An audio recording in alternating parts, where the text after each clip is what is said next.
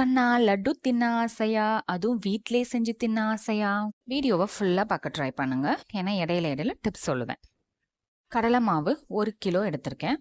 இதை கடலைப்பருப்பை வாங்கி காய வச்சு அரைச்சு எடுத்துக்கோங்க. சோடா உப்பு, அடுத்து கொஞ்சம் உப்பு, கொஞ்சமா லெமன் எல்லோ கலர், ஒரு கைப்பிடி அரிசி மாவு, இது எல்லாத்தையும் சேர்த்து நல்லா மிக்ஸ் பண்ணிக்கோங்க. நல்லா மிக்ஸ் ஆனதும் கொஞ்சம் கொஞ்சமா தண்ணி சேர்த்துக்கோங்க. தண்ணி சேர்த்து நல்லா மிக்ஸ் பண்ணிக்கோங்க. ஒரே டைம்ல எல்லா தண்ணியும் ஊற்றிடாம கொஞ்சம் கொஞ்சமா சேர்த்து மிக்ஸ் பண்ணிக்கோங்க.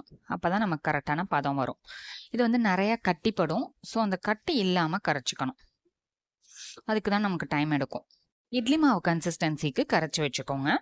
செய்யறதுக்கு நல்ல ஒரு பெரிய கடாயா எடுத்துக்கோங்க. எண்ணெய் காஞ்சதும் இந்த பூந்தி கரண்டி இருக்கும், அதுல கொஞ்சமா ஊற்றி இந்த மாதிரி தேய்ச்சி விடணும். தேய்ச்சி விட விட நல்லா பால்ஸ் மாதிரி கீழே விழும். நமக்கு நல்லா பூந்தி மாதிரி கிடைச்சிரும்.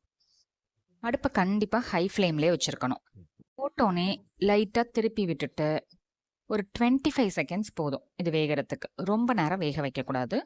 25லேருந்து 30 செகண்ட்ஸ்குள்ளே இதை எடுத்துடணும் நம்ம. இல்லைன்னா கிறிஸ்பி ஆகிடும். அந்த மாதிரி கிறிஸ்பி ஆகக்கூடாது. எண்ணெய் வடிகிற மாதிரி பாத்திரம் இருந்துச்சுன்னா அதில் சேர்த்துக்கோங்க. அது நல்லா எண்ணெய் வடிஞ்சிரும். ஸோ இது மாதிரி எல்லா ஷிஃப்ட்டையும் போட்டு எடுத்து வச்சுக்கோங்க. அகலமான பாத்திரத்தில் கொட்டி ஆற வச்சுக்கோங்க. இப்போ நம்ம மிக்ஸி ஜாரில் ஒரு பல்ஸ் மோடில் விட்டு எடுக்கணும். இந்த மாதிரி நெய்யில் பொரிச்ச முந்திரியை சேர்த்துக்கோங்க. ஏலக்காய் தூளும் சேர்த்துக்கோங்க.